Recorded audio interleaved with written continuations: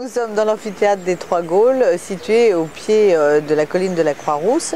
Cet amphithéâtre est intimement lié à l'histoire de Lyon dès son origine, au tout début du 1er siècle après Jésus-Christ, où se tient le Conseil des Gaules, qui prend des décisions de point de vue administratif et politique, donc c'est quand même un lieu important à ce niveau-là. Au cours des siècles, en fait, son rôle change un peu et au cours du second siècle, c'est un amphithéâtre classique qui reçoit les jeux de l'époque romaine.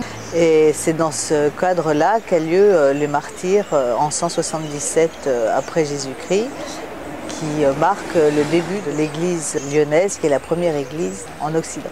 Sous l'Empire romain, Lyon était donc une ville extrêmement importante puisqu'en fait c'était la capitale politique et administrative de la Gaule et un carrefour extrêmement important de la vie économique. Les principaux sites visibles et conservés de l'époque antique à Lyon sont situés principalement sur la colline de Fourvière, où l'on peut voir dans le parc archéologique le théâtre, l'Odéon et la citerne de l'aqueduc du Gier.